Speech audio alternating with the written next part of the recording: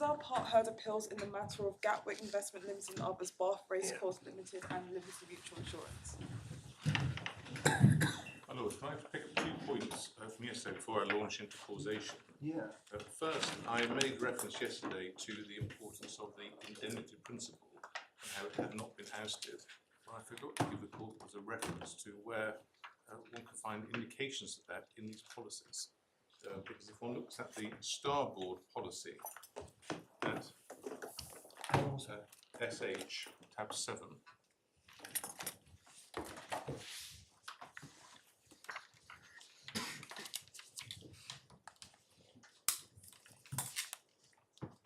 at page 123,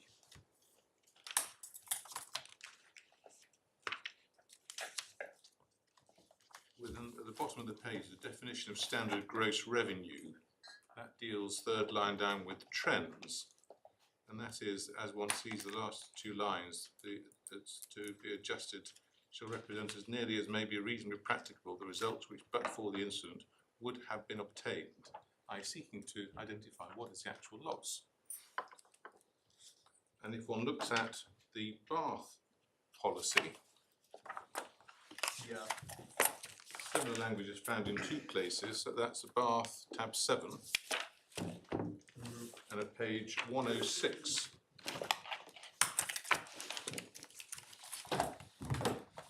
Again on the right hand side of the page, last 3 lines, one sees it seeking to identify the actual loss, and that's repeated specifically in the context of trends and variations at page 112. Under the heading Trends and Variations. Sorry, you're going too fast for me. Where are we looking at 106? On the right hand of the page, my lord. So the figures thus adjusted shall represent as nearly as may be reasonably practicable the results which, but for the damage, would be obtained during the rest of the period. Oh yes, yes. And then you said 112. 112. Yeah. It's by the second hole punch, Trends and Variations, and against the last 3 lines. Yeah. And that supports the idea that when a reasonable policyholder is reading this policy, he or she would assume that this is seeking to identify the loss, and that loss would be in terms of the economic burden actually sustained. And the fact that one doesn't see that repeated, for example, page 112 under savings, would not lead the reasonable policyholder to think that didn't apply to savings, whereas it did to trends. That's what I want to say about the indemnity principle. Could I just pick up on the case of Bellini, which Mr. Gruder handed out to the court yesterday afternoon, in support of his submission that a scheme is a scheme and one must apply it come what may. That, with respect, is irrelevant to this appeal. In that case, the policyholders were seeking, in effect, to correct the terms of the contract by construction, which they alleged were in some way mistaken or had gone awry. It's not an issue in this appeal. They're simply seeking to determine what the terms of the saving clause actually mean. So Bellini is neither here nor there to the issues before this court. Could I then turn to the causation issue and make some submissions relatively briefly on that, in addition to what's been said in writing. As found by the judge below in my submission correctly, the phrase "in consequence of" does not necessarily mean a strict and narrow causation analysis, where one needs to be able to track precisely the happening of the insured peril for this policyholder and track that through as the sole and proximate cause of the introduction of the furlough scheme.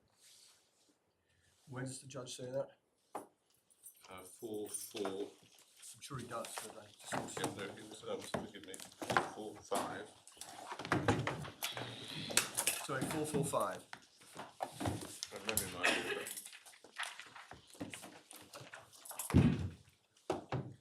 it's dealing with the, it's in the page 94, my lord. Yeah.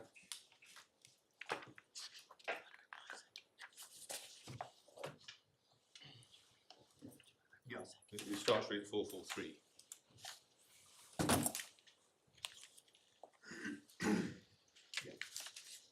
Still less is it necessary, as appeared to be part of the learned affairs case yesterday. Sorry, can I just write down your first proposition? In consequence of does not mean a strict application of causation. It doesn't mean a narrow test whereby one has to show that the insured peril for this policyholder, Sorry, the insured peril. for this policyholder, either facts and matters relied upon by Bath, Gatwick and Starboard to establish insured peril. One does not have to show that those facts and matters, that insured peril was the sole and proximate cause of the furlough scheme. Use the phrase precise track. Did I misheard? Oh yes, because the case raised against me is one needs to say, what are the elements of the insured peril for these policyholders? Looking at those facts and matters, is that the reason? Is that the cause of the furlough scheme? In my estimation, that's far too narrow. Indeed, yesterday, Mr. Gruder appeared to go further and say one has to show what was the reason for the receipt of the monies, what was the entitlement under the furlough scheme, and one needs also to show that the entitlement under that scheme was a consequence of the insured peril.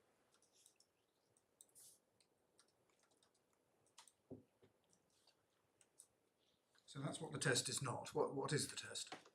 A reasonable policyholder would be forgiven for thinking that the same approach to causation for the insured peril would apply consistently throughout the policy. The Supreme Court has said that concurrent causation in terms of there being an effective and concurrent cause works for the insured peril. They have also said that works for the trans clause, that's paragraph 260 and 261 of the Supreme Court. And in my submission, it's of a piece with the trans clause, that should also apply when it comes to a saving provision. So that is a test that whatever you're talking about, whether it's damage or savings, must be the result of each element of the insured peril being a proximate cause. So is that the test for which you contend so far as savings are concerned? Yes.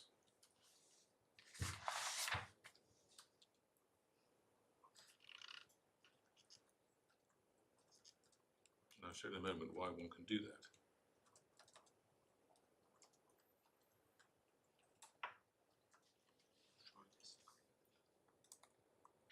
But just to be clear, if I can point to furlough as a source of savings, and that furlough scheme satisfies the causal test for the savings clause, namely I can show that the insured peril here formed a cause for the furlough scheme, the precise terms of the entitlement to the furlough are immaterial.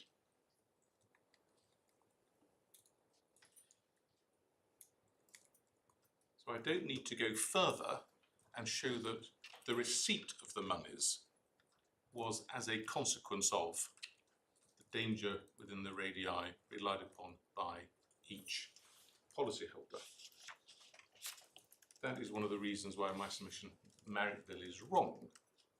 So if the furlough scheme as introduced, if I'm right, in consequence of, if that had a requirement that it would only provide a payment for employees who had been there for more than a year, or only applied to businesses north of Birmingham, or only applied to a certain sector, that wouldn't be part of the insured peril. It would be neither here nor there, because the scheme was introduced because of the peril, albeit the entitlement may be slightly more focused. That entitlement issue in my submission is irrelevant to whether that should be brought into account for the savings. So in terms of joining up the causal dots, as it were, one establishes the insured peril on a causal test whereby one shows that an incidence of COVID within the radius was a sufficient effective cause of the restriction. One then considers savings, and if the furlough is a consequence of the insured peril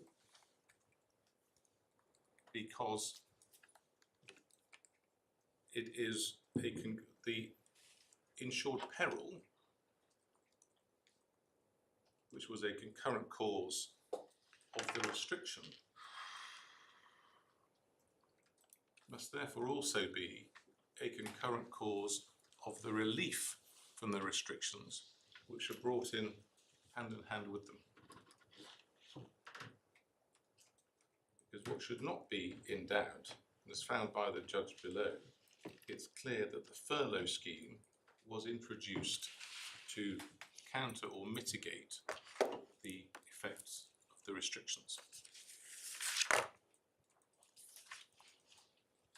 Those restrictions at the policyholders' businesses were concurrently and effectively caused by all cases of COVID, including those which in their individual cases triggered the insured peril under their insuring clause. But in the same way, the furlough scheme was introduced because of the restrictions which responded to all such cases in the UK, including those relied upon by the policyholders to justify their entitlement because there had been an insured peril. Therefore, my submission, there is a causal link between the two, just in the same way there's causation for the purposes of the insured peril that gave rise to the restrictions, that gave rise to the furlough. One can track it through, and that is sufficient causation, and that's entirely orthodox in light of the approach taken by the Supreme Court in the FCA test case. That's focusing on the danger or disturbance, the COVID incident, as an element of the insured peril. Yes. In the Bath Racecourse, in the Bath policies, what's the causative connection between the furlough scheme and the element of the insured peril which involves prevention of access? The Bath clause, my lord, is not limited to prevention of access. If one goes to the tab 7 of the Bath Racecourse, page 110,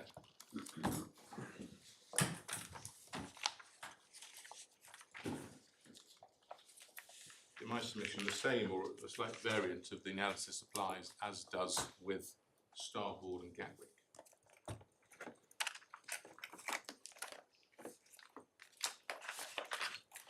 One sees there under denial of access. Now, I should just to stress, the starting point is that the case against me is that Bath has satisfied this insured peril.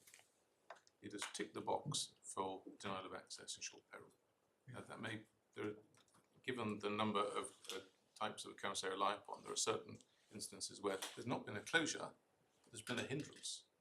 Because if one looks, one sees from the first interference. Well, we haven't got interference No, my lord.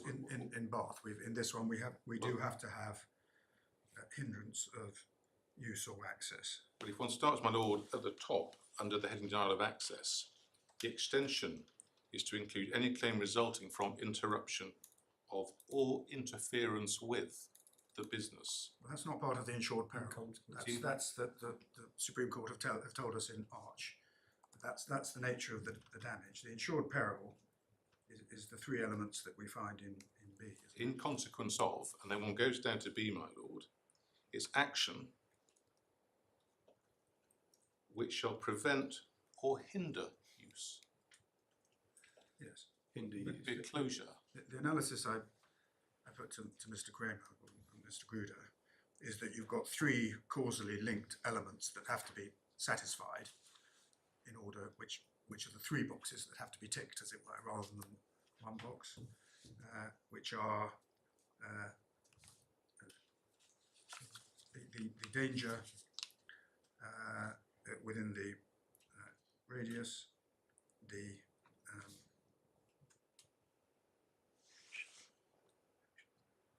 action by the government, and the prevention or hindrance of use of the premises or access. Yes. And those are three separate, interlinked between themselves causally, but those are the three insured perils that are the boxes that have to be ticked in order Yes. for the claim to be made in the first place. Yes. And you've been explaining why, in relation to the first of those, what causes that box to be ticked so far as cover is concerned equally causes the box to be ticked so far as the saving from the furlough scheme is concerned. And I can see that the same arguments would apply to the second box, namely the exercise of the government authority in imposing lockdown.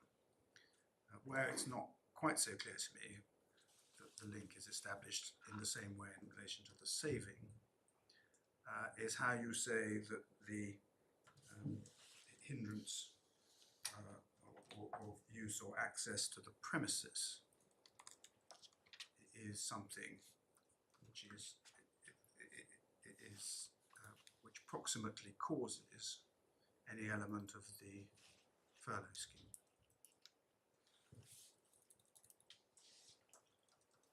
One assumes for these purposes that there has been an instance of COVID.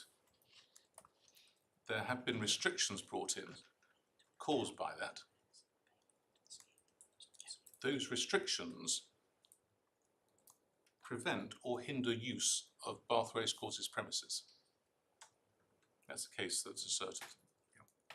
So, and that is the effect of the restrictions brought in generally, which, for the purposes of Bath Racecourse, prevent or hinder use, but also those very same restrictions constitute a interference for the purposes of Starboard and Gatwick.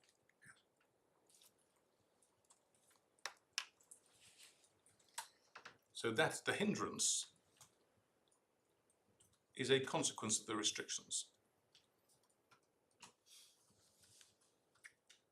And it is because of the consequences of the restrictions, the economic consequences, the inability to use the business as one normally would, the hindrance, that the furlough scheme is brought in.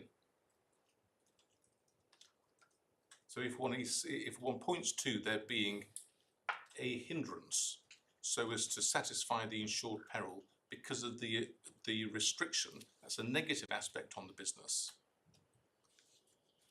That is the negativity which the furlough scheme is seeking to ameliorate.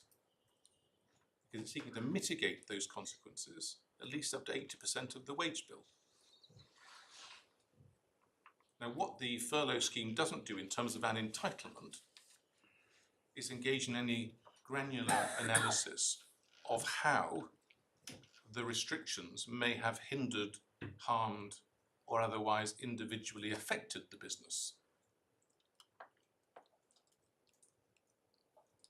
But it's hypothesized there has been such an effect, because if there had not been, there A, wouldn't be a claim by these policyholders, but B, an employer is not going to put somebody on furlough, because of course there's no incentive to do so, because they're still paying 20% of those wages. So one's dealing with a situation where there has been a hindrance with the business caused by those restrictions, which furlough is brought in at around the same time, directly to mitigate.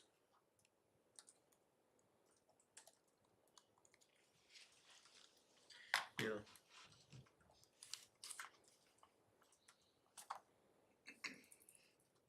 So we say that a proximate cause of the furlough payments for the purposes of the Bath policy was the inability to use or a hindrance on the use of the premises by reason of the imposition of the government restrictions.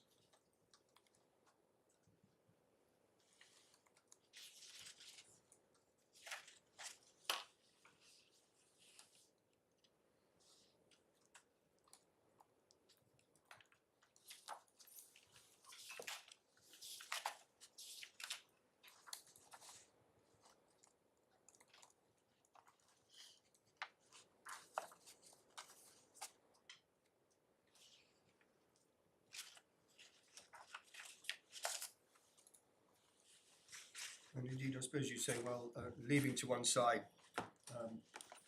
whatever furlough frauds them, if one's dealing with genuine claims for furlough payments, the whole reason why they make the claim for the furlough payments is because of the hindrance, which means that the premises can't be fully used, therefore all the employees can't be gainfully employed Precisely right. on the premises. Yes. Exactly our case. Not least because they can't run races. Yes. Or not in the same way. Well, not in the same way, yeah. I mean, there was a period of time, I think, when they couldn't run races at all, and then they could, Yes. but without any spectators, so you wouldn't be having you wouldn't need the staff. Yes. Or to put it another way, it is an essential feature of the furlough scheme that it was brought in to mitigate the hindrance of use of some premises, because it simply wouldn't have been brought into existence if there hadn't been a hindrance of use of some Yes. premises. And it's irrelevant that the hindrance may have involved other premises as well as those of Bath Racecourse because of the proximate cause analysis. Yes, my lord, yes. And your lordship has a point already, so I'm not going to belabour it. But this is not a case where restrictions are brought in. There is a period of time, complaints are made about the effects, the government's lobbied, they bring in some grant scheme to try and help businesses. This was a situation where on the very same day that the Prime Minister on the 20th of March announced that restrictions were going to be imposed, the Chancellor said he was going to bring in a parallel scheme to mitigate the effects of that. And you've seen that already from the judgment below. Just for the course note, that's at paragraph 390 of the judgment below, at page 81. And that's a statement by the Prime Minister. And on the very same day, the comments by the Chancellor of the Exchequer is at paragraph 398, page 83. So they go hand in hand. And when one sees, when they are then formally introduced, and that, as it were, that slight difference of time in my submission is irrelevant because one sees the genesis and the purpose at the outset. One sees that this was not, as it were, by way of a grant or a general subsidy or cash injection into certain types of business.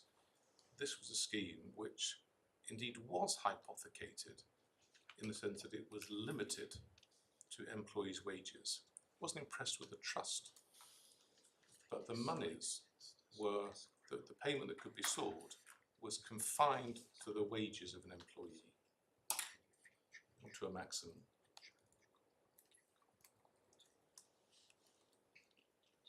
That's paragraph 2.2 of the Treasury Direction. Paragraph 8.1 was it could only be used for the wages. And if that were not used to defray the wages, or the employees were not put on furlough, then the employer lost the entitlement to that subsidy, and the Crown was entitled to recover it. So it was hypothecated in that sense, albeit possibly not with a trust. And that means that one can't just ignore furlough as a gift or a donation. I'm straying here slightly into collaterality issues, but it's fundamentally different than the example given in Mr. Kramer's written submissions.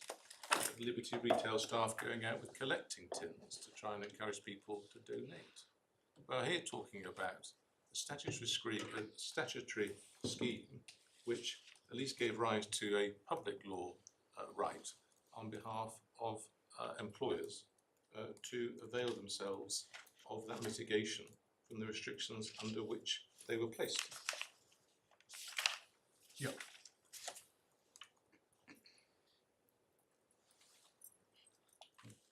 Now, it's said against me that all employers were entitled to furlough payments, irrespective of whether, in fact, access to their premises was prevented or hindered, and therefore it can't be consequence of. Now, my submission that ignores the test for causation, in the sense that, on one view, we're not concerned with other claimants of furlough, we're concerned with these policyholders who ex hypothesi did have a hindrance at their business. But if one adopts the causation test of the Supreme Court, it is the cases of COVID at their sites which was a proximate cause of the restrictions and the furlough scheme that was brought in. So the fact that there may be one or two places in the Scilly Isles or Orkneys or the trailer across the sea is not affected is with respect neither here nor there. It still satisfies the causation test. So one can show. Well, ex hypothesi, you don't get into the savings clause at all unless you've got an insured loss under the policy. Oh yes, yes. So you have to have satisfied the causation analysis of the Supreme Court on this hypothesis to get into the furlough scheme at all. Yes, So what it's the point that I put to both council yesterday. yes, The corner shop example that was given, of the shop which doesn't close and so forth, but for whatever reason has to lays off 2 of its employees. Well, that that's neither here nor there because that's not these insureds. Lord, yes. In that example, the corner shop owner might very well not have a claim under his insurance. Yes, and we say that logically, if a single case within each radius is good enough for policyholders when it comes to establishing the insured peril, and when it comes to showing concurrent causation for the purposes of the imposition of the restrictions, then it must follow that also is good enough for the reason why furlough was introduced. Yeah. Not least because it's artificial to dissect furlough as being totally separate from the restrictions themselves. They come in, as it were, together, hand in hand. So there's symmetry here between the way causation operates, both for the insured peril and also for savings. As the judge said below, paragraph 446, which is on one side of the line, should also work on the other. And we respectfully endorse that conclusion. And this approach of the judge below is, we say, supported by that of the Supreme Court, not simply in terms of the insured peril, and you'll appreciate my arguments that if causation works that way for a consequence of the insured peril, why should it be any different for the phrase in consequence of savings? But the Supreme Court in the FCA test case adopted the same approach on a trends clause. So we're already have the endorsement of the Supreme Court that the same approach operates elsewhere in the policy where causation is required, where with the trends clause one is seeking to quantify the loss in the same way as savings clauses. So it's hardly any extension of the reasoning. In my submission, it's merely an application of the reasoning. If that causation is good enough for establishing the insured peril, and that causation is good enough for establishing a trends clause, it must also follow it works for a savings clause. The circumstances in which employers could claim furlough were where the instruction to cease work is given by reason of circumstances arising as a result of coronavirus or coronavirus disease. So there's not much gap there. I don't know. Between the peril, insured peril, and the circumstances in which you can claim. So that's 6.1c.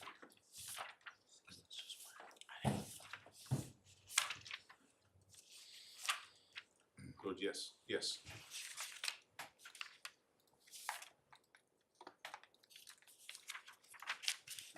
And there must have been businesses, there were businesses which didn't claim furlough payments because they weren't actually adversely affected by the pandemic. There were businesses that completely boomed, online food deliveries, for example, or if the supermarkets had had a separate as it were, a separate company which was responsible for online deliveries, they wouldn't have had a claim for furlough payments because they couldn't get enough drivers to drive the vans to deliver the food. No. Right. As I recall from finding it difficult to find anybody who would deliver the food. No, and certain practitioners in arbitration found themselves suddenly very busy online during COVID Yeah. and did rather well. So certain people did manage to avoid the consequences. Mm. But one doesn't claim, all that means is one doesn't claim COVID, furlough, forgive me, if there hasn't been an interference. Mm. But ex pothesi, if one is claiming furlough, one has an interference because of the restrictions, and we're back into ticking the boxes of the insured peril.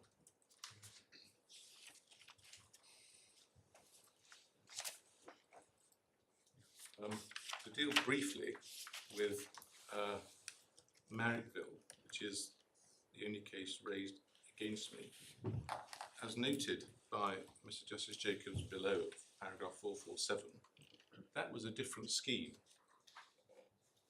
It may well not have been introduced in the same factual circumstances as the furlough scheme, where there was this very intimate connection. Sorry, just before we deal with Marrickville, can I just go back to the analysis in March? I understand entirely what you've been saying about the approach to proximate cause in relation to the insured peril at that side of Arch. Yeah. In relation to the TRINS clauses, we get the statement that the same approach should apply, and we get the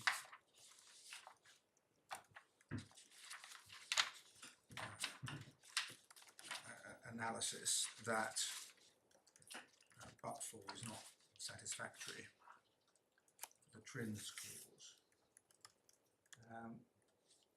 But we also get 268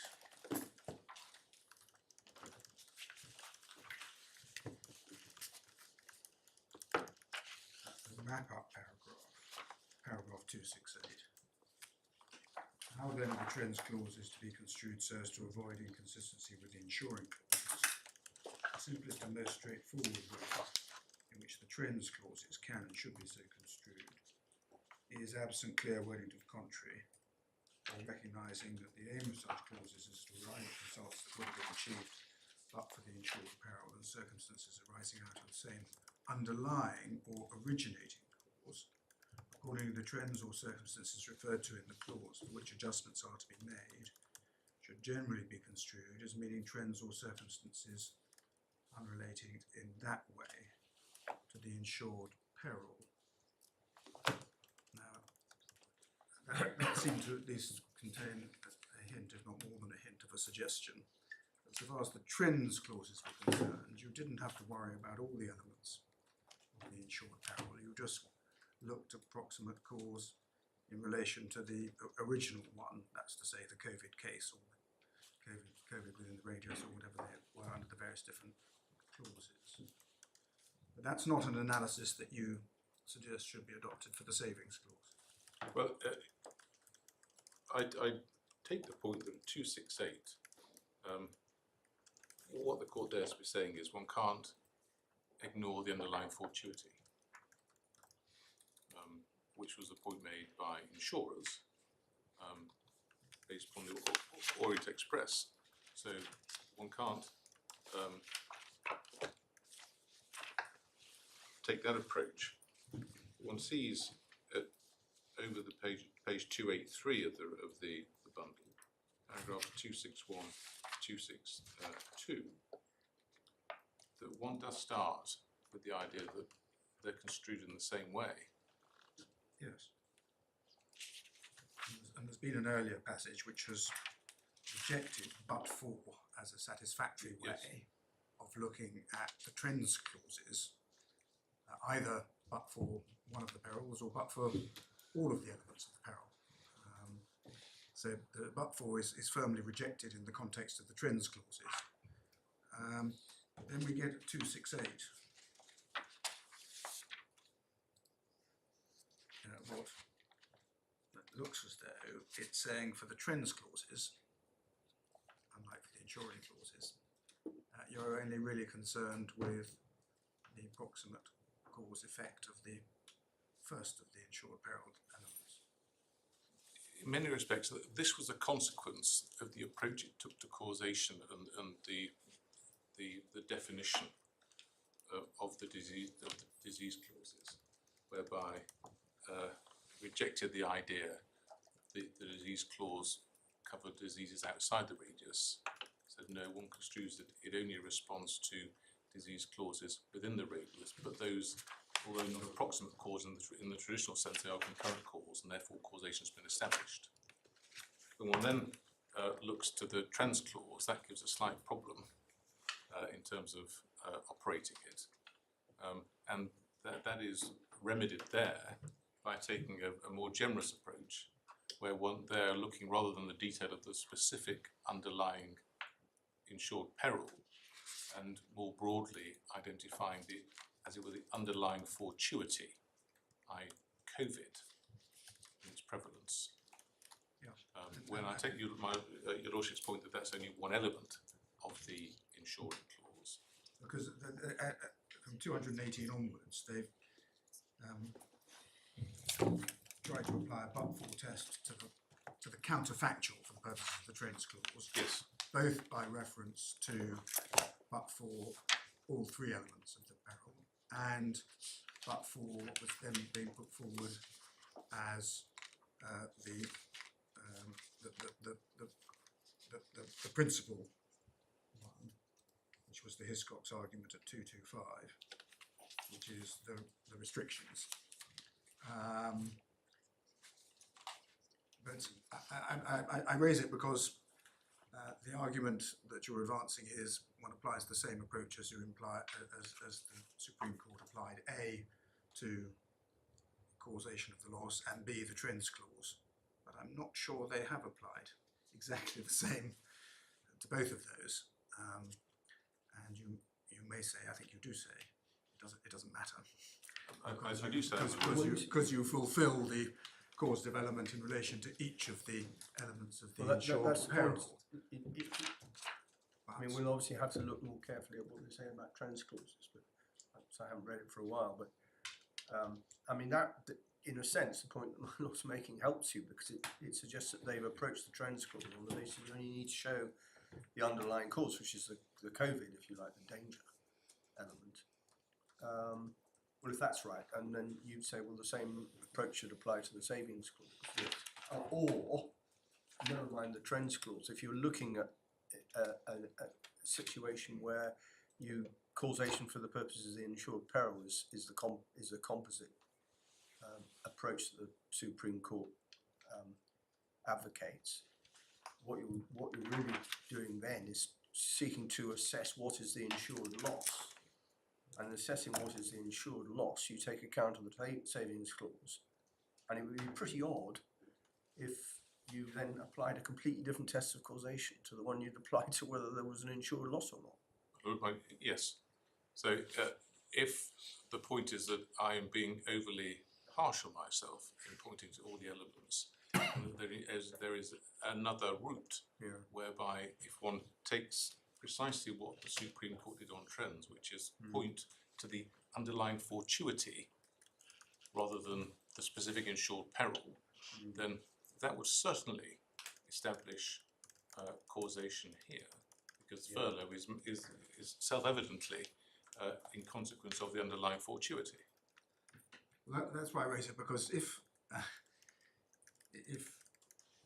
this is what the Supreme Court are saying in relation to trends, if you're adopting as an alternative to the way you've been putting it so far, that all you need to show is that the savings clause the same as needs to be shown for trends, namely proximate cause for the first element of the insured peril, danger within the radius, then I can understand that. But if that is what you're saying, then we will need to deal with it, and your opponents must have an opportunity to deal with that. Well, I do advance that. I'm just trying to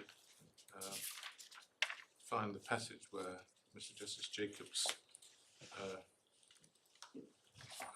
rejected the idea that one should necessarily read it that narrowly. He said it didn't ultimately matter. It wasn't enough to rely upon the disease element. Sorry, forgive me, I'm just...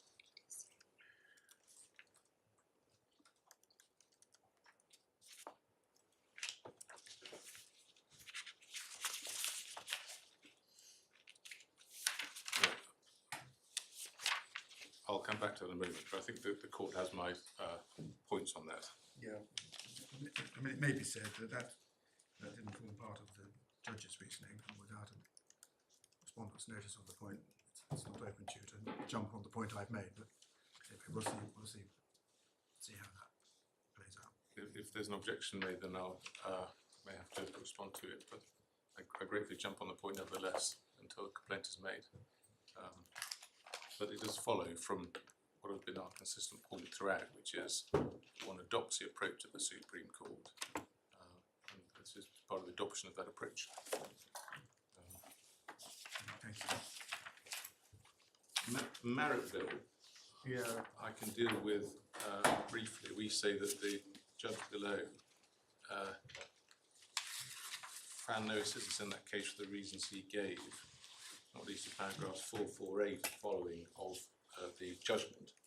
That was a different scheme, and it's fair to note as the judge below that the same points that we are discussing now in arguments do not appear to have been ventilated in Merit bill. So it's not a case where that court dealt with these exact same points.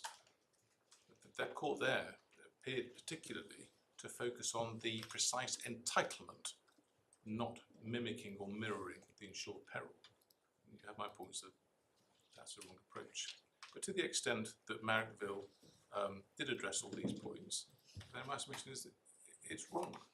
Is the difference in the scheme really of any significance?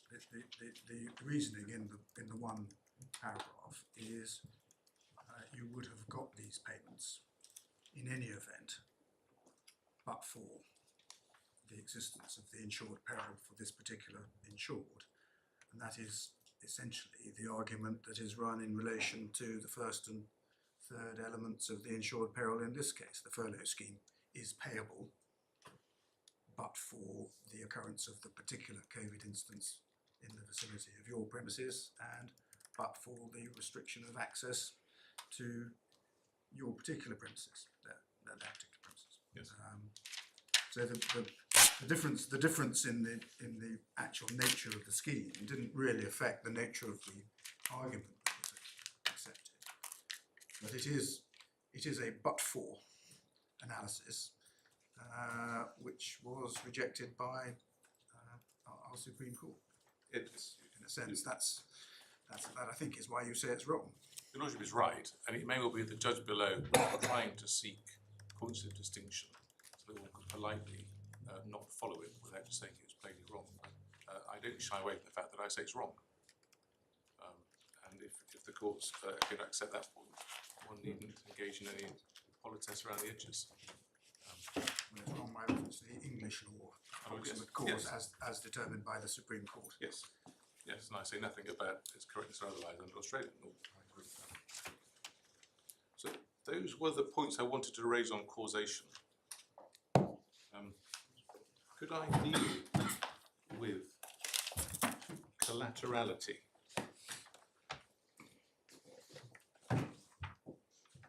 I've already submitted yesterday that this is intimately intertwined with the issue of causation, but I can deal with it briefly.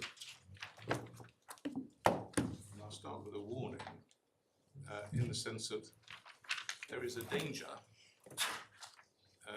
in trying to be rather too clever in this area, in trying to find some unifying factor in the common law that applies both in the spheres of tort, contract and insurance. But what we're dealing with are the words in an insurance policy which is to be understood and applied by a reasonable policyholder. And one should not invite what we say are extraneous considerations into that analysis, not least all the public policy considerations which play a role in areas, for example, of tort, which are just inapposite in this savings clause between private parties. Now, in terms of the reasons given by the judge below at paragraphs 4, 5, 5, he was unpersuaded that the payments, the furlough payments, were benevolent gifts or collateral payments.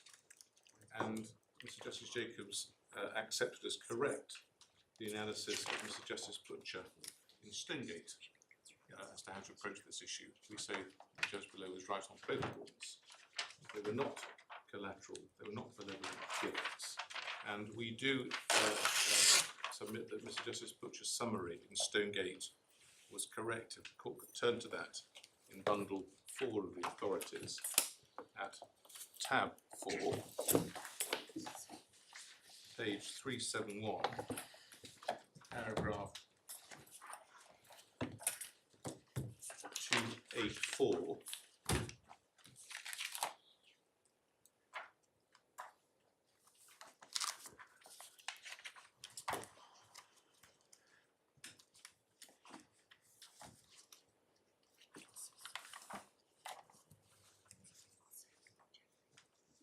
And just read over the page to the third subparagraph, please.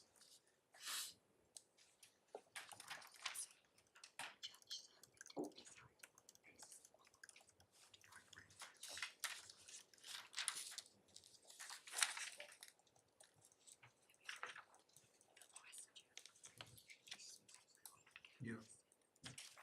And we say that that is an accurate summary of the principles and various cases that you were shown yesterday.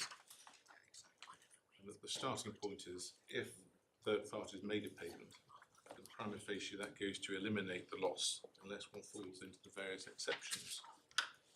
And if one is looking at the exceptions, one is looking to characterise the nature of the payment and query intention. But it's clear in my submission that furlough payments don't fall into any exceptions, and therefore one should just treat the furlough payments as diminishing the loss. Now, if one is concerned about intention, what we have, the terms of the furlough scheme in which it was introduced by Mr. Sunak and in the Treasury direction, but that is all. And I'll come back to that in a moment. But looking at these principles, we say that looking at payments from third parties in personal injury cases, for example, is inapposite, is non-instructive. The core premise in the policyholder's arguments is that where an individual makes the gift, i.e. the brother pays the fire, that should be treated as analogous to payments made by the state, and specifically under the furlough scheme. And we say that doesn't follow at all. As a generalisation, it is wrong, and as a basic principle, it's wrong, because the starting point is as stated by the House of Lords in Hodgson and Trapp. Now, just for your note, that is first bundle of authorities, tab 18, page 197, and at page 212, Lord Bridge made clear that if there are entitlements obtained from the state, the prima facie they go to reduce the loss. Now, it was said that was in the context of other statutory rights, whereby they may have been statutory claims against a tortfeasor or other subrogated claims, but with respect that the contingency of that recovery elsewhere doesn't affect the analysis in Hodgson and Trapp that the payment of benefits to which the victim had a right went to reduce the loss sustained by that victim. And that was followed in Clenshaw and Tanner regarding housing allowance. Therefore, if one has a statutory payment funded by taxation, as here with the furlough scheme, the starting point is that it goes to reduce the loss suffered by the beneficiary.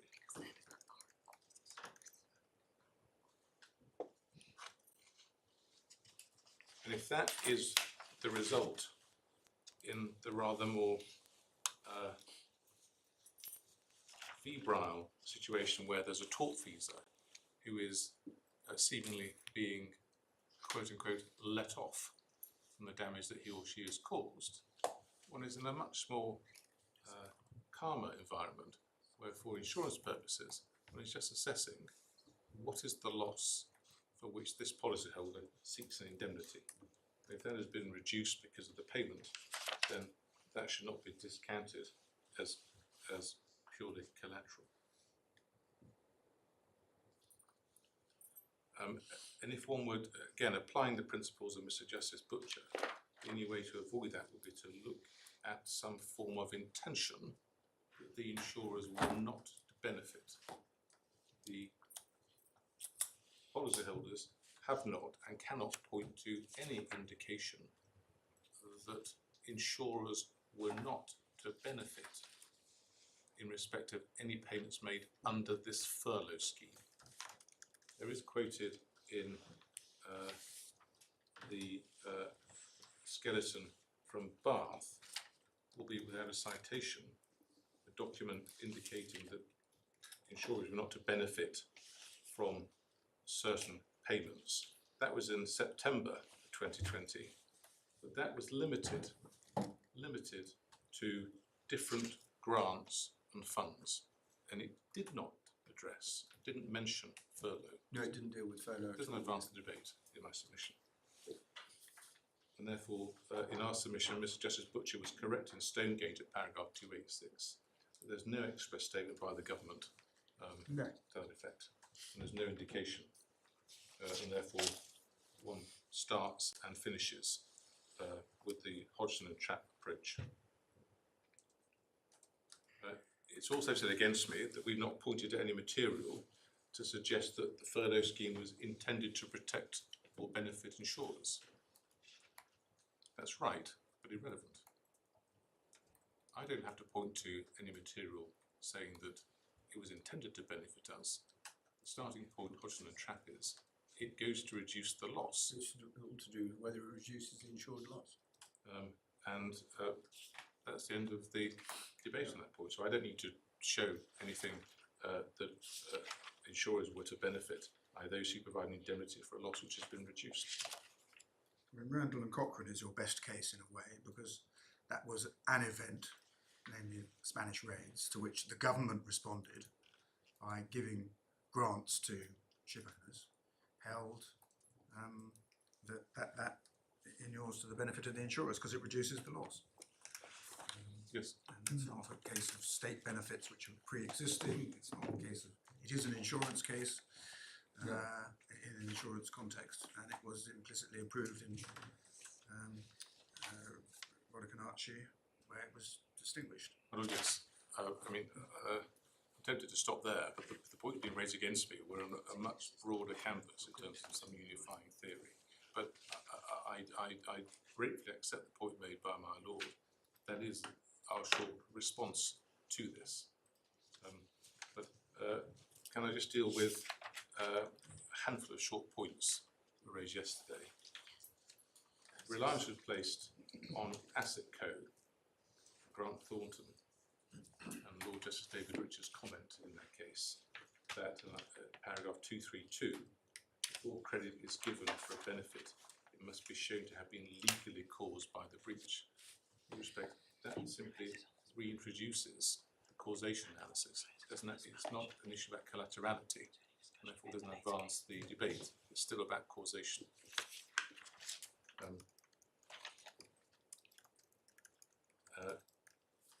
Nor is this akin to a wealthy lover of the turf who, out of misguided affection, gives money to a course, which was a point raised yesterday in terms of subsidising it. That may well be collateral. It is a world away from the position that we are in. Likewise, it was said that we didn't address merit or be Atlantic. But again, those don't advance the debate. Those were cases where ex-gratia payments were made, no doubt for very sound commercial reasons by the payor, in order to generate or retain goodwill on the part of the payee. And that may well not be taken into account, but it's got nothing to do with the furlough scheme with which we are concerned. If I can assist further, that's all I wish to say about collaterality. Thank you very much. Thank you.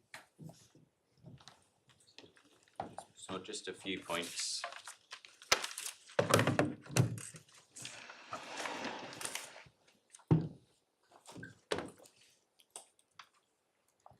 First of all, my lords, the formulation of Mr. Scory, so we're going back to the cease and reduce point first.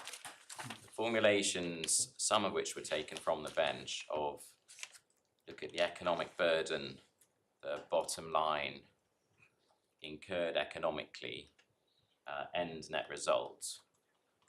We say that the approval of this sort of a test would inject a radical uncertainty into a formula, a machinery that deliberately uses financial terms and deliberately prescribes exactly the netting that is to take place. And it could mean, therefore, that it becomes open season on both sides for parties to argue, say in relation to the 24 places where there's a reference to a claim for a cost incurred. The insurer will say, well, you say it's incurred, but how was it funded? I don't know if it really counts because it may have been funded by a group company. My learned friend said, well, incurred can have an economic aspect, an overall burden aspect. And likewise with revenue, it could be said, well, you say that you earned revenue last year, or I say you earned revenue this year, but did you actually take that revenue as the price for the the payment for services provided? Or when you look at it economically, was that revenue entirely offset by something else? And it opens up all of the quite straightforward financial concepts of cost, charge, revenue that the formula uses. And we say that the reasonable reader wouldn't understand that. They would understand that the parties have set out their formula and they have to live or die by that formula and its natural meaning of those financial terms. Point 2, Mr. Scory didn't touch on the question of what happens if the insured repays CGRS to the government. And we say, well, that reveals that thought experiment which actually happens in some cases under a scheme that's actually set up by the government with guidance, reveals that the funding would be understood by policyholders to be separate to the expense. But there's a further consequence, which is Mr. Scory today seemed to suggest, with his emphasis on the public law right to furlough pursued as a form of mitigation, that the flip side of his argument has to be that it's actually a failure to mitigate to repay the furlough to the government, or perhaps even not to claim the furlough where you can. You have a public law right to something that will cease or reduce your costs. And we say, well, that must be wrong because it's a benefit. And it goes both to collaterality and also to tying it in at the cease and reduce stage. Because we say, well, it's separate, it's not. On the cease or reduce construction of insurers, actually taking the furlough literally reduces your cost or charge, which you have a duty to do. On our construction, well, it's a separate income source that you can pursue or not, and then there could be an argument, well, there's no reason why you have to pursue it if you don't want to. You've got insurance and the government's cash strapped. So these consequences have to be considered, and particularly in a judgment of the Court of Appeal with respect that's going to be read with care by many people with future disputes around this area. Point 3, there seemed to be some confusion. Well, there's no case Yes, my lord. that before this court at the moment of somebody who could have claimed furlough payments but didn't. Nobody's dealt with an issue as to whether there's a failure to mitigate or something of that kind. Not This that I'm court's aware of. Very disinclined to deal with theoretical points which might arise in other cases, It's not obvious. test case or not. I mean, it's not obvious what the answer is, or indeed whether it's a sort of practical reality or not. I mean, it's not obvious that it would be regarded as unreasonable. Correct. Well, my lord, I totally accept that one has to try the case that I mean, one. there might be people out there who didn't claim furlough payments, who might have done, but no insurers yet running an argument that they've failed to mitigate or anything of that kind, and I would have thought that the court might give that pretty short shrift, frankly. All Well, sorts of reasons. yes, it comes rather back to my opening point, which is the insured might say, well, I don't need to claim furlough because I'm insured. I won't take that any further, my lord. No. I do say that obviously making a decision today has practical implications for how this policy in general as a market wording is to be understood. We understand Yeah, my all lord, those of course. points, but My lord, yes. we have to decide what's in front of us and not something else. Quite right. The third point is that there seems to be some confusion on Mr. Scory's part and possibly the panel, which would be more alarming as to how the grounds fit together. I'll just touch on that briefly. And this partly comes, I think, from my Lord the Chancellor's comment yesterday that if Mr. Scory wins on cease or reduce, then the question of inconsequence becomes obiter. I think the parties are in agreement that the inconsequence of question is a separate No, I think you're question. misunderstanding what I was saying. I was I mean- making a different point, which I think we all, which is if he wins on grounds 1 and 2, then ground 3, which is the collateral benefit point, doesn't arise. It's effectively obiter in the same way as it was before the 2 judges below. No, he needs to win on all 3 grounds. And this highlights a distinction between grounds 2 and 3.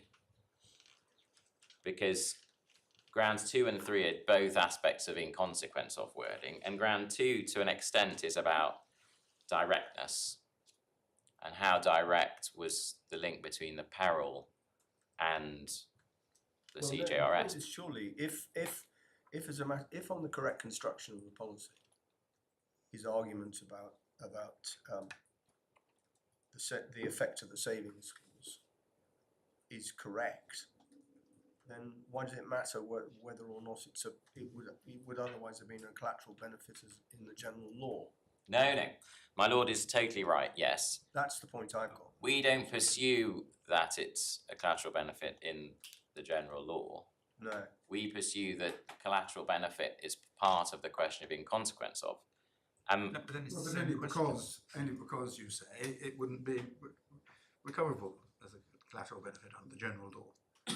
Well, let me take my learned friend's example, which he said, well, what if, and he says misguided, but I won't be drawn on that. What if a misguided philanthropist decides to provide money?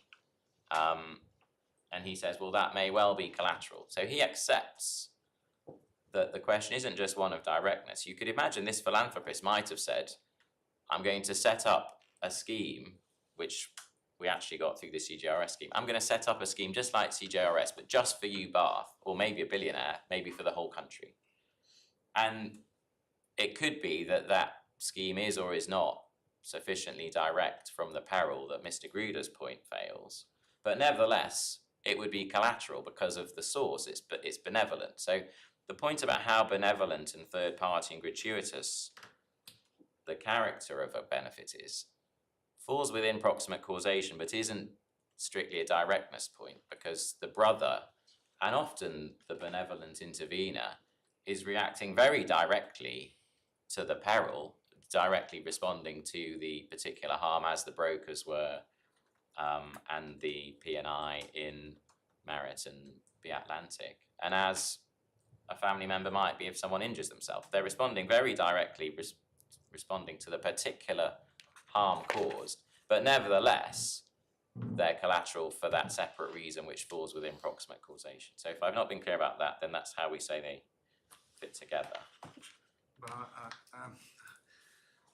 I'm still slightly confused. Yes. The example you're giving is designed to be an example in which, under the general law about collateral payments or res inter alias acta, something would not be recoverable. And you say, you don't invoke that as an independent principle, but you say this clause must use the word in consequence of to mean not only proximately caused by, but also excluding any benefits which the general law would treat as collateral. Is that? Well, other than I wouldn't say, Otherwise, how does the point arise at all?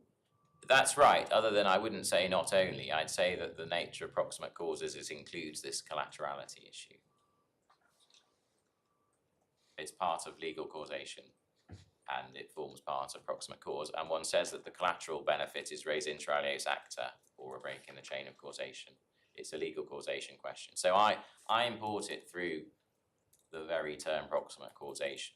It's not a separate point then, is it? It arises from the very same words in consequence of, or it doesn't.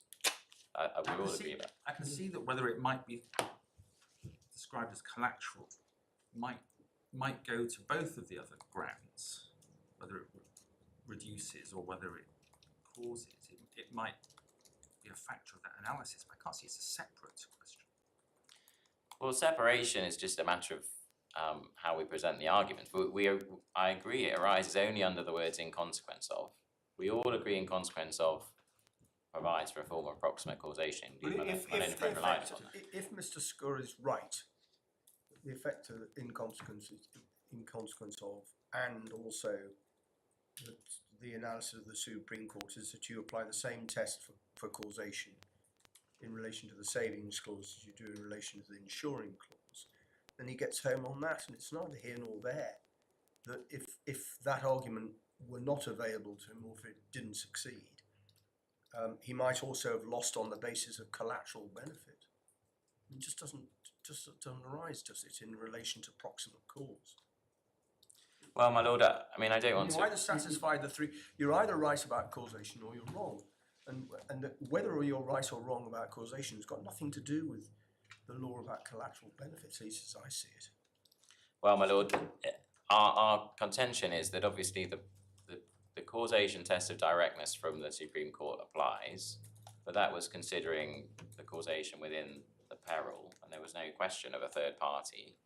But when you get into considering causation where you're talking about a benefit, which is exactly what we're doing here, we're talking about whether the saving was proximately caused by the peril, you have to engage with the nature of the benefit, and that the reasonable reader is going to think that proximate cause in all of its forms, which includes legal causation test of collaterality, will be imported. And hence, as my learned friend accepted today, although wouldn't satisfy my lord's reading, the philanthropic donor's payment would not amount to a saving.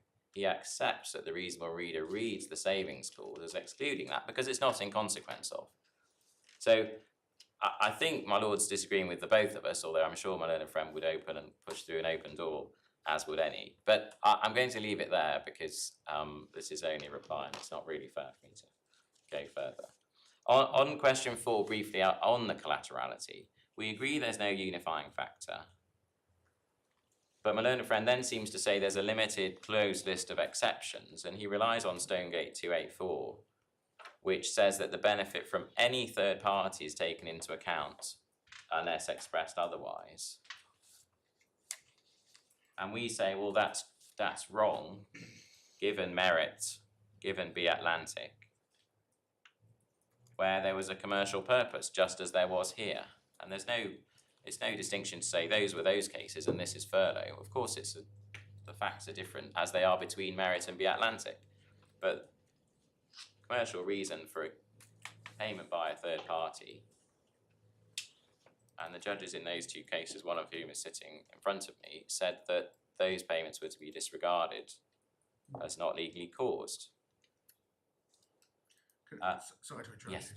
Can I just go back to the first limb?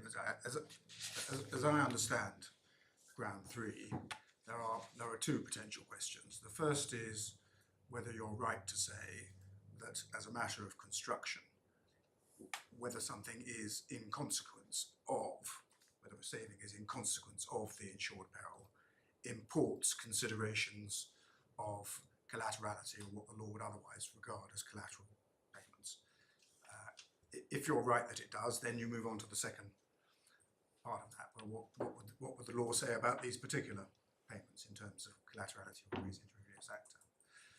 Just looking at the first of those, I wonder whether considerations of commercial certainty arise. It may seem slightly odd to be invoking commercial certainty in an area where there's much dispute about what this particular clause means.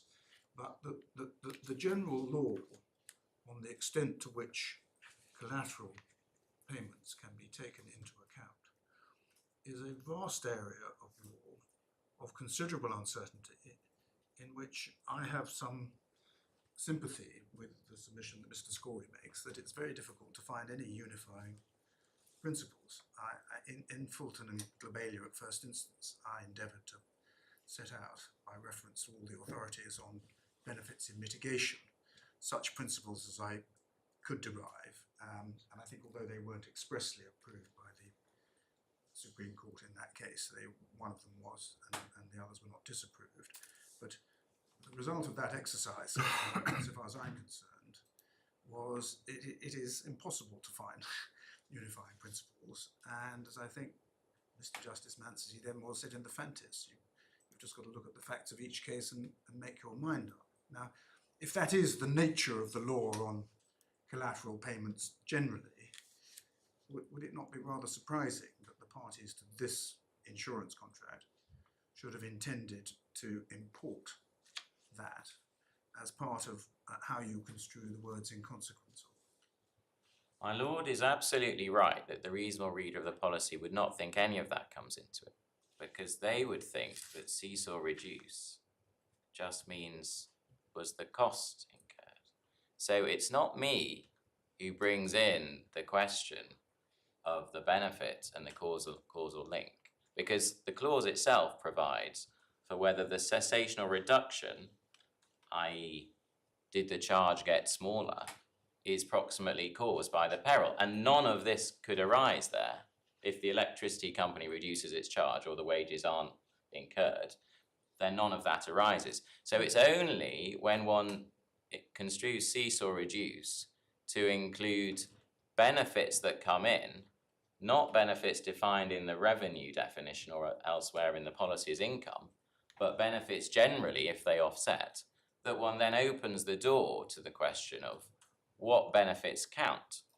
Now, therefore, this goes back to ground one, and I say we shouldn't be here. I understand. But if we are here, if we are here, it's because you've lost on ground one. If we are here, I've lost on ground one, and I'm into proximate cause. The reasonable reader is not going to think, well, I'm not going to take the normal version of proximate cause. And my lord's points in Fulton were summarising collateral benefit as being part of the law of mitigation, and the law of mitigation we know is part of the law of legal causation. It's all one principle, but it's just when you talk about legal causation of a benefit coming in, you have to think of this collaterality issue, because there are benefits and there are benefits, and that's what the law of proximate cause has always said. So I think it would be a bold contention that the reasonable reader is going to think, well, in consequence of means proximate cause, as it always does, except if someone says otherwise, but probably not that complicated bit of proximate cause, even though we're talking expressly about benefits now, because on my lord's hypothesis, we're construing it as including benefits that offset an expense. So that's the very territory we're in, and we're most likely to be in. So I think that's not a reasonable construction. That's more than a technical lawyer. That's a sophisticated drafter deciding, I am going to import the common law, but there's things I don't like about it or that I find confusing. And in any case, it would be surprising if one were to draft that clause to say, in consequence of, footnote here, in consequence of is not intended to import the part of legal causation that deals with whether benefits are to be taken into account, which is the very nature of the in consequence of that we are importing by my losing ground one. So we say it has to be there, my lord. It's not the clearest area of law, But that's why it can't be peremptorily dismissed as, well, it was a scheme with a public right. One has to look at it, and I don't think, with respect, my load of friends engaged with the nature of it or those cases properly, although he has mentioned Merit and B Atlantic now. Randall is a case where, as I understand it, the money came from prizes on the Spanish. So we've got a paragraph about this in the skeleton, where the money actually comes from the wrongdoer that caused the harm itself. That's a different matter, and it's the same with the case about the South African mine. Obviously, the benefits come from the person affecting his compensation. There's a direct link. It's not a grant out of public funds. It's a payment from prizes on the Spanish who had captured the vessels, we say. My lord, nearly finished. The fifth point is just briefly on ground 2, which is Mr. Gruder's, but we addressed the Bath wording, so I do need to just briefly address that. We recall the wording requires prevention or hindrance of use or access. The focus of Mr. Scory's argument has always been on the same causation link considered in the test case, which is the link between a case of disease and the restrictions. And he is right to say that that is satisfied. His paragraph 41 of his skeleton focuses on that. The disease caused the restrictions, and he says the disease caused the furlough scheme. My lord pointed out that that's not good enough. It has to be the composite peril that caused the saving, in the way that the composite peril has to have caused the loss, the interference in this case. And so now my learned friend says, well, the disease caused the restrictions, which caused the hindrance, which caused the scheme. So that's an alteration from his case that the restrictions and the scheme were one and the same and came together. But even then, he's focusing on the wrong thing, because he needs to focus on the saving, which is the payment itself. And that is why one looks at the criteria for payment and the Marrickville reasoning, which Mr. Gruder will address to the extent he needs to any further, but is not grappled with by Mr. Scory, who refuses to engage with the criteria on the basis that it's not necessary, and he was clear about this, it's not necessary to show that the payment was proximately caused by the composite peril, providing that the scheme was. And we say, well, that's wrong, and it's the particular saving on the construction of the wording. On the hypothesis that we've lost ground 1 and therefore cease and reduce means a grant coming in. Just the footnote on that is the trends clause. My lord, the trends clause deals with how you quantify a number having established the peril causation. And to do that, you need a counterfactual world, because you have to compare 2 numbers. And for those purposes, it was held that one has to compare the figures from 1 year without the underlying fortuity.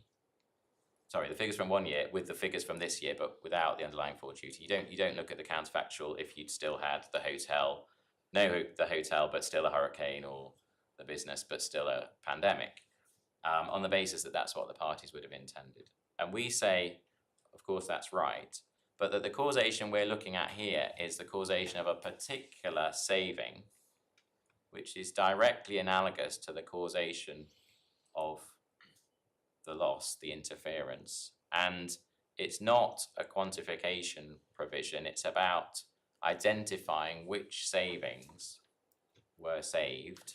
And there's no reason to go to this broader, very sensible reasoning, which you need for trends clauses, because otherwise you have the peril being satisfied, the restrictions being caused, but then the insurer is saying, well, even if that's right, the world we have to consider is the world where only your composite peril didn't exist, in which case the rest of the pandemic still existed and everyone else was still open. And that's an absurd construction. But there's no reason the parties need to go down that road for the purposes of this limited causational test, which was a saving proximately caused. The final point is just on a point that came from my Lord Justice Phillips, which was about how the CJRS is broken down, and for better or worse, I do think we probably should just look at that to make sure we're all talking about the same thing. That's at the core bundle. No, it's not. Yeah, the bath bundle. C4.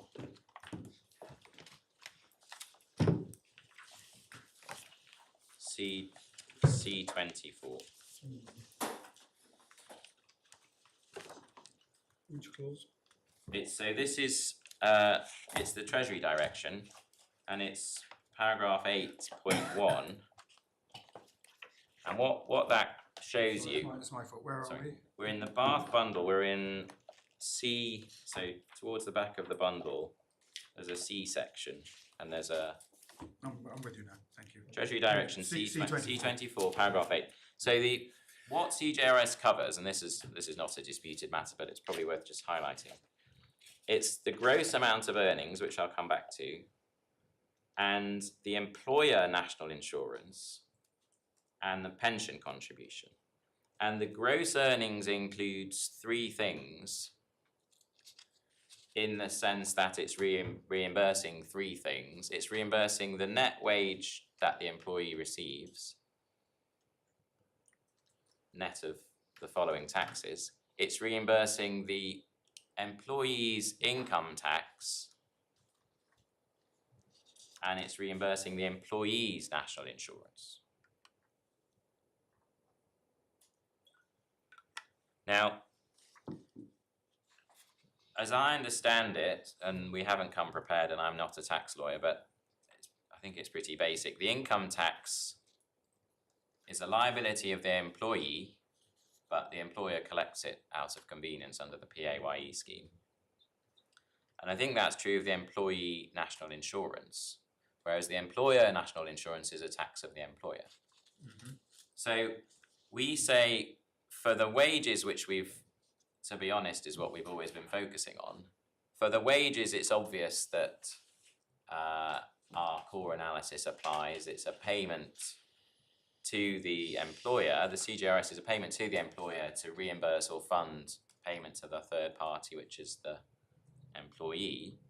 We say the same is true for the pension, and the same is true for the employee tax and national insurance, because although the money goes only between the employer and the HMRC, it's an employee cost that the employee is obliged to pay. So the payment by the employer of employee tax, income tax and national insurance is just on behalf of the employee. So there's still no rebate argument. We accept there's a rebate argument for the one element, which is employer national insurance, because there the employer, the insured, receives money from HMRC and repays money to HMRC in relation to the same item. Now, there's never been any law on electric companies rebating charges and someone voluntarily paying wages back. And I was hypothesizing that probably those amounts of rebates that fall within the words. And this is a different situation, which also we will be bound to consider if you were with me at all, because it would then be necessary to consider whether it's different for this. If it applies only to ground 1, we'd still have grounds 2 and 3. But I accept there's a difficulty with saying that the employer national insurance has not ceased or reduced for this reason, that that one alone is an employer cost to the funder. Now, one might still say it doesn't fall within cease and reduce because the nature of the payment is as a general payment to fund expenses, not by virtue of them being a cost to that HMRC. It's just funding them generally, and it's an accident that it happens to be an HMRC cost. It's just funding all employee costs. But nevertheless, I accept that my Lord Justice Phillips's point is stronger in the case, the rebate point is stronger in the case of employer national insurance on ground 1, and I thought we need to be clear either way on that. Yeah. My Lord, I think unless there's anything else, those are my points. Mr. Greeder might have a couple himself. Yes, please. Lords, I've got one point on cease and reduce, and then I've got a few points dealing primarily with the points which were discussed this morning about the trends clause, the Supreme Court, and so on. If I can just come to cease and reduce, which I've got on the Starboard one at page 123 of the Starboard. Less any sum saved during the indemnity period with respect to such charge as business payable out of gross revenue as may cease or be reduced. We say that the savings clause deals with what it says, savings as a result of the occurrence in consequence of the insured peril, i.e. Effectively the insured peril has caused a reduction in expenses from the business, reduction in outgoings because the business has been either totally destroyed or in some way crippled or hampered by the insured peril. And obviously, as I said yesterday, that the normal case is a fire or flood, but of course, closure in this situation by government order again meant that in relation to certain businesses they were totally closed, therefore there were less outgoings. Now the clause doesn't deal in its wording with a case where there are not savings or in addition to savings, the charges and expenses are funded in whole or in part by a third party. It doesn't deal with that, certainly not expressly in its wording. And we say, you may say that's a lacuna. Nobody thought of that. Nobody contemplated or had in mind a third party, whether it be the government, whether it be a parent company, whether it be some person, you know, it could be a museum, which is the business, some great art collector or art aficionado who doesn't want to see the museum lose money, so a sort of Paul Mellon type figure contributes a lot of money to keep the business going. It's not contemplated there, it's not dealt with expressly. You might say it's a lacuna. Nobody thought about it and nobody dealt with it. And we say that it's not the court's job to redraft the agreement or the court's job to say, well, something has occurred that the parties who drafted this agreement perhaps didn't think of. If they had thought about it, they might have wanted to deal with it. But the problem is, how would they have dealt with it? What type of, if I can call this compendiously, third-party payments would they have included in the ambit of this clause? And what third-party payments would they not have included? It's wholly at large because the parties haven't thought about it. And we say, and please, I'm in no way seeking to disrespect the court. It's the court's job to construe the agreement the parties made, for better or worse, not to construct what it considers a fair agreement might be in the circumstances as they have turned out.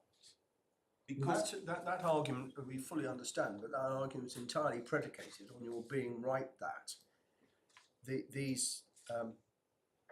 furlough scheme doesn't fall within the savings clause as it were, as entirely normally construed. I mean, what you're seeking to say as well, you're going to try what you the court have got to engage in is somehow shoehorning something into the clause when it doesn't really fit within the clause, which I suppose you might say I have a predilection for doing, see synergy. assuming that for these purposes I was wrong in synergy, the fact is that we have to construe this clause and see whether these payments fall within it or not. If they do, they do, and if they don't, they You've got to don't. construe the clause, and of course, the point I make is predicated on the fact that in my respect, submission, the clear meaning of the clause and the intention of the draftsman and the situations the draftsman, this is effectively a standard clause, had in mind, is a situation where the insured peril has an effect on the business, which means that there are less expenses, and those are the savings. But of course, if you construe this as being something which is within the clause, then of course my point is not valid. But in my respect for submission, my point is valid because in my submission, any reasonable policyholder looking at this clause, going back to the FCA construction test, would effectively say to himself, well, of course, if my business closes down or if my business is affected, so I don't have to pay as much in electricity, I don't have to buy as much food, etc., and therefore effectively I'm looking at two sides of the equation. My profits have been, or my revenue have been reduced, but so have my expenses. Then I've got to give credit for the reduced expenses in working out my total overall claim against the insurer. So that's my submission on that. Yep. If I can then come to the points which Mr. Scory and indeed the court made in discussion with Mr. Scory, the first point is the judge did not decide this case on the basis that the disease part of the insured peril was sufficient. Indeed, he decided against Mr. Scory's argument on that. And if we can come to the judgment, which one at paragraph 4446, which is A94 in the core bundle.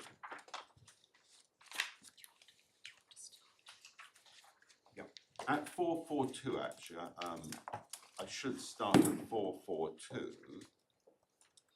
He says this: I agree with the submissions of the policyholders that it is appropriate to look at all aspects of insured peril. In the context of the prevention of access clauses in issue here, I agree this required causation to be considered by reference to all the elements of the composite peril in the relevant clause, and not simply by reference to the danger, i.e. the disease element of the peril. The relevant peril was a composite peril which included a number of elements. The question is therefore whether looking at the Liberty Retail wording can be said that the CJS payments were in consequence of insured peril, i.e. a consequence of action by police or other statutory authority following danger or disturbance within 1 mile of the premises, prevented or hindered use of the premises. Accordingly, to that extent, I do not accept one of the ways in which Mr. Scory for the insurers argued the case by focusing only on the disease element of the insured peril. And then if one goes to 446, one finds there that the judge talks about the FCA test case. The Supreme Court considers the overriding principle, considering how the words be understood by a reasonable policyholder, meant that if possible, the trends clause should be construed consistently with the insuring clauses and the policy. See paragraph 77 and 260 to 261. He's not referring actually to the particular paragraph which my Lord Justice Popplewell put to Mr. Scory. And if I can then deal with that point, the point that the Supreme Court was making in relation to the trends clause is exactly the same point, and it's dealing with the same problem as they dealt with in an earlier part of the judgment, which is if you've got a coverage for, let's say, a restaurant, and it's covered for business interruption loss caused by an infectious disease within 1 mile of the premises. You don't take your hypothetical case and say, well, okay, the business was closed down because of a disease within 1 mile of the premises, but in fact, the business would have effectively had no customers because nobody would have come out of their houses because there was COVID all over the place. Yeah, And that's why they have said that in relation to the trends clause. And one sees that if we can go to just 2 passages in the FCA test case, which one finds that Yeah, I remember grappling with that particular extremely unmeritorious argument in the divisional court. Yes, yes. Because what was said was, it was a sort of Yabu sucks argument. You know, you can prove it in one sense, but you can't in another because Exactly. nobody would have come to your restaurant. Your example, Exactly. and it was very clever, but didn't really work. It's a sort of Mr. Gazeman type argument, if I can put it that way. No, maybe maligning him. I'm not maligning him at all. I think it He's might my be. ally in a case two doors away at the moment. Paragraph 229, Yeah, so page it's tab 277 of 4. the FCA test case. So what they do, Sorry, give me the paragraph again. it's paragraph 229. I'm just going to show you two paragraphs. Yeah. Should we So- just read 229? 229, they say, to illustrate this further, we can take the example of a restaurant with no takeaway delivery service, forced to close pursuant to the 21st and 26th of March regulations. The effect of closing the restaurant would be to reduce the turnover of the business to nil. We do not consider it would be consistent with the intended scope of the cover for the insurer to reject a claim for the resulting loss on the basis the turnover would have been reduced anyway because of other consequences of national measures taken in response of COVID-19, such as the prohibition on leaving home without reasonable excuse. Such matters might have been sufficient to cause business interruption loss in the absence of the insured peril. To that extent, the losses covered by the public authority clause includes losses which would have occurred even without the public authority restriction. But it does not follow the losses are irrecoverable. And one sees that summarised a few paragraphs on at 243, where they say this conclusion on the Hiscox wording. Conclusion we draw is that properly interpreted, the public authority clause in the Hiscox policies indemnifies the policyholder against the risk, and only the risk, of all the elements of the insured peril acting in causal combination to cause business interruption loss. But it does so regardless of whether the loss was concurrently caused by other uninsured but non-excluded consequences of the COVID-19 pandemic, which was the underlying or originating cause of insured peril. So it's really another specialised application of the Miss JJ principle, really. Effectively, you say you do have coverage for losses caused by the insured peril with all its elements being satisfied, but the fact that the losses were concurrently caused by Well, the that's the whole disease point, isn't it? element, if I can put it That's that how you way. deal with it, because you say people are not leaving their homes because of COVID. So that's part of the losses concurrently caused by that. Yes, But that's an uninsured but non-excluded consequence. precisely, And so it falls out of account in assessing what the loss is. exactly. And that's why and that's in a way an explanation why similar reasoning is applied to the trends clause. Because to take the Orient Express, the effect of the hurricane in the rest of New Orleans was also a concurrent cause, but it was uninsured but not excluded. And that's the way. So in my submission, it doesn't really help in this case, because if I can come back now to the trends clause, to the savings clause, sorry, in this case, and if I can take it for the starboard, at page 1, 2, 3 of the starboard bundle, if one looks at the clause as a whole,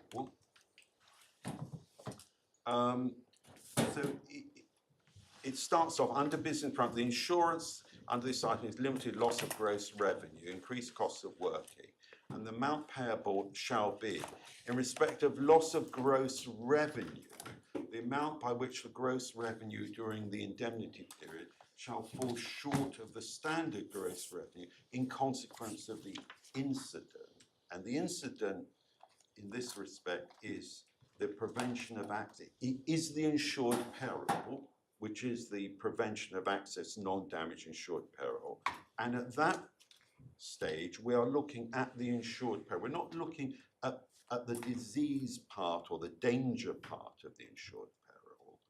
And then, if I can go ... less any sum saved during the indemnity period, expect of such charges of the business payable out of the gross revenue as may cease or be reduced in consequence of the incident. And irrespective of the fact that the incident doesn't have an I, a capital I, in my respect submission, the insured peril in the, if I can put it this way, the coverage part of the gross revenue is the same insured peril as is referred to in the saving part. So it is the insured peril as a whole. And if I can then come to the question of proximate causation, although it seemed this morning that Mr. Scory was, I think at one point said, well, in consequence of, does not import a proximate cause test. I think he may have backed away from that, but it clearly does in my respect for submission. But I accept that the Supreme Court, when they had their concurrent causation analysis, if I put it there, were applying a proximate cause test. So, and since it was our case, in relation to causation, which was finally conceded by the insurers about a week ago, or 2 weeks ago now, that the concurrent causation test does apply to prevention of access, non-damage clauses. I, of course, if one is looking at whether there was a saving in consequence of the incident, I would have to accept, and I don't think, although it was put to me yesterday, I was putting for a but-for test, but to be consistent, and in my submission, it is correct. What one does apply a proximate cause test, but it's a proximate cause test which in all its aspects, so therefore if it is appropriate to apply a concurrent causation test, then one does apply a concurrent causation test.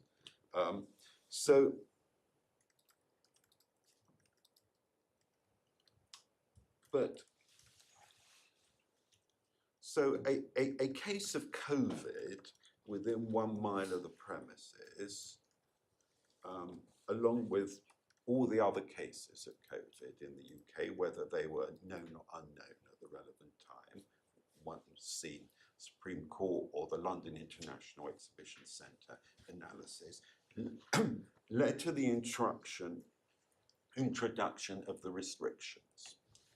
But those restrictions were imposed on a nationwide basis, irrespective of whether, in fact, there were cases of COVID within 1 mile of the restaurants, hotels, and other businesses who were ordered to close.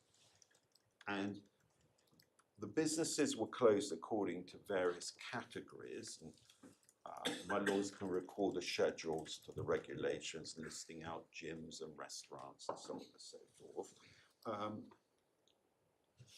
without, again, any consideration of whether there was COVID in the particular vicinity or within mile or 1 mile or what have you of those businesses.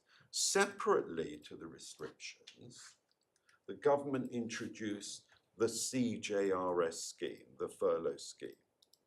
And that did not require proof by the business that it was closed or even affected by closure by the government restrictions.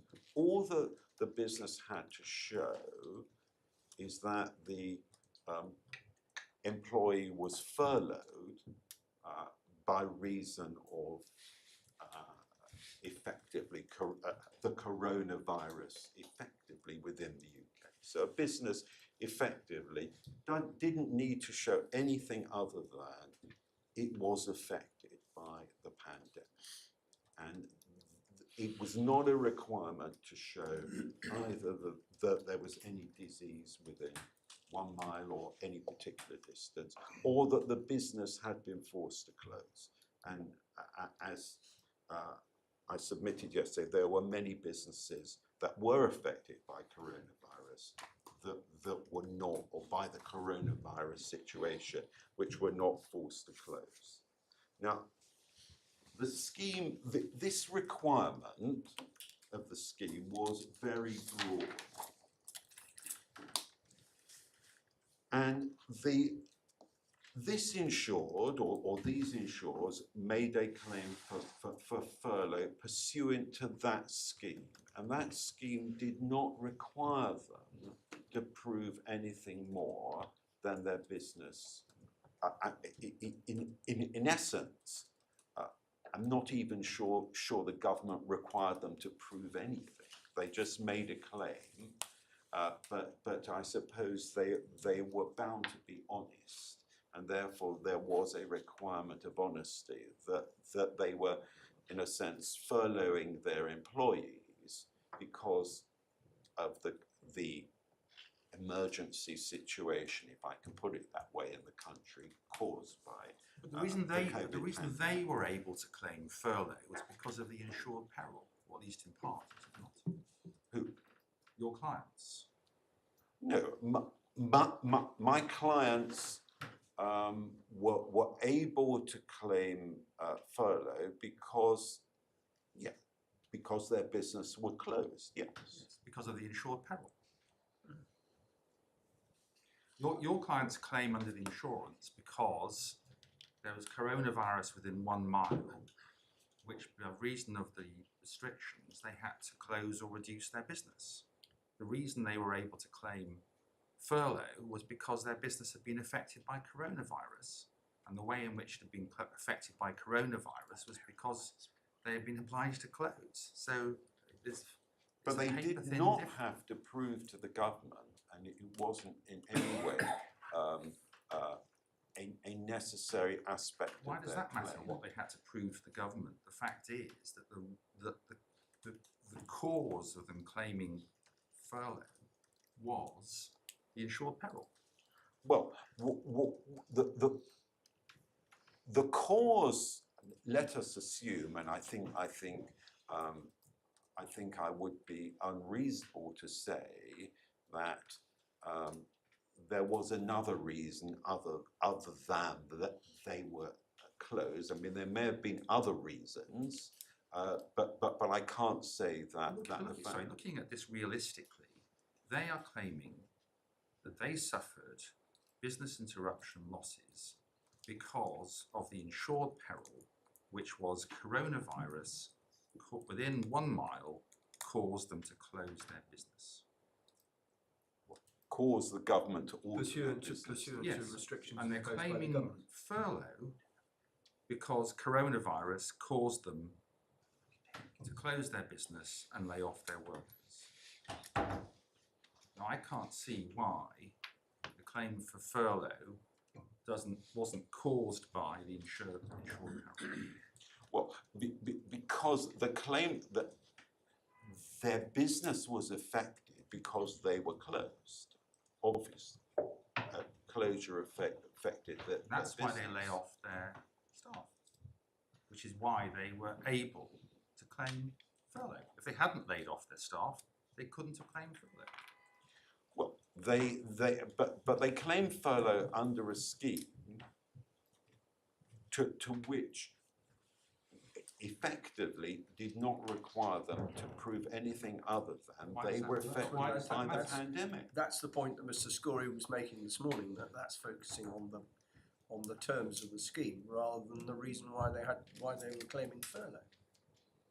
I mean, true it is that the scheme, the express wording of the scheme did not require them to demonstrate that they'd had to close their premises or that it was COVID within 1 mile of their premises.